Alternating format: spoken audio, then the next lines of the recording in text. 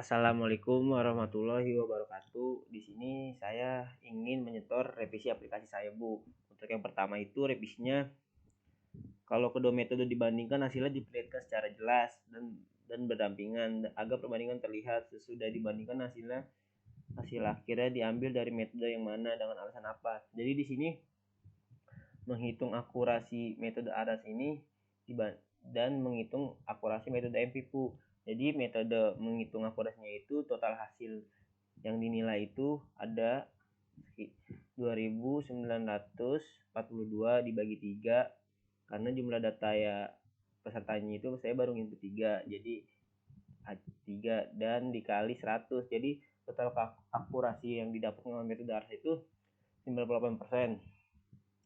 Dan total akurasi yang didapatkan oleh metode MVP itu total hasil yang didapatkan 22475 dibagi 3 dikali 175.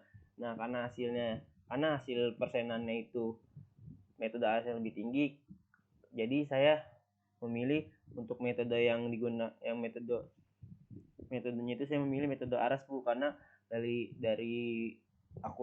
persenan yang didapat dari akurasi metode ARAS itu lebih tinggi, Bu, 90% ketimbang metode CMV, Bu. Jadi saya memilih metode ARAS karena metode ARAS itu mendapatkan presentasi 98%, Bu, dan MPIP mendapatkan 75%. Jadi saya memilih metode ARAS, Bu. Untuk revisi yang pertama seperti itu, Bu.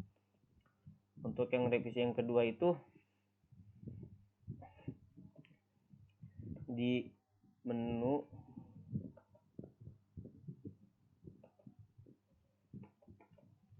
user, Bu.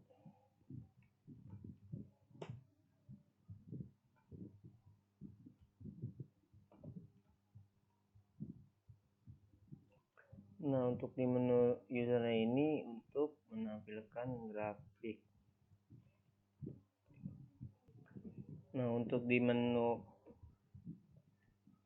user itu sudah ditampilkan grafik, Bu. Jadi pada saat di hasil beasiswa itu di sini dia menampilkan grafiknya, Bu, untuk grafik penilaiannya, Bu. Nah, untuk revisi yang kedua, Ibu minta itu untuk melaporkan statistik peserta calon penerima beasiswa, Bu. Berikut pengumumannya. Nah, ini pengumumannya, Bu. Beserta pengumumannya, Bu. Nah, ini jadi berdasarkan hasil seleksi beasiswa berikut ini hasil apabila saudara dari masuk dalam 5 tingkat teratas maka dinyatakan lulus, Bu. Jadi di sini grafiknya itu di pas pengumumannya, Bu. Nah, untuk yang kedua itu seperti itu, Bu. Yang terakhir itu revisinya itu untuk input penilaian, Bu.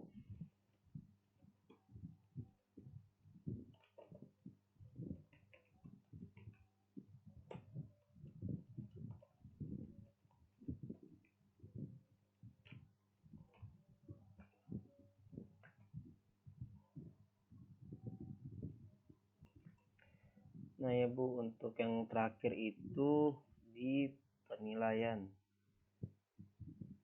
Nah, untuk yang terakhir itu pengambilan nilai tidak hanya sekali pengambilan, bisa dibuat sampai 5 kali pengambilan nilai. Nanti dibuat rata-rata baru dimasukkan ke dalam metode, Bu.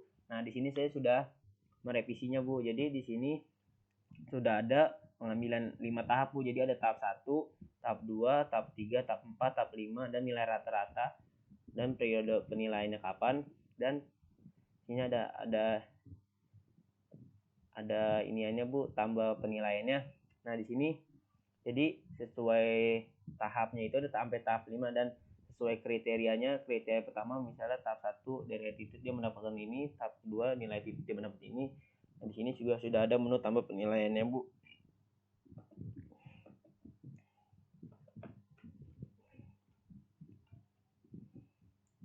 Nah, jika dia belum memasuki tahap penilaiannya, di sini juga bisa dikosongin, Bu.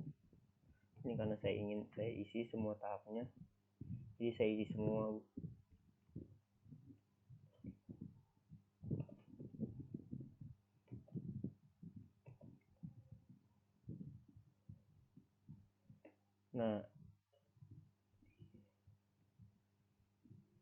Nah, dari ini sudah ada di sini Bu. Nah, tahap pertama dia mendapatkan nilai 70, tahap kedua dia mendapatkan 70, tahap ketiga dia mendapatkan 60, tahap keempat dia mendapatkan 60, tahap kelima dia mendapatkan 55 Bu. Jadi nilai rata-rata yang didapat dari bobot pasien dan heading dia itu 63 Bu. Nah, untuk nilai rata-ratanya di sini Bu. Jadi untuk total dari tahap penilaian itu diambil 5 tahap. Nah, ketika sudah di input semua, nanti dia akan keluar rata-rata nilainya Bu yang didapatkan Bu. Dari setiap kriterianya Bu. Mungkin untuk revisi yang saya buat seperti itu Bu. Sekian dari saya Bu, kurang lebihnya saya mohon maaf. Assalamualaikum warahmatullahi wabarakatuh.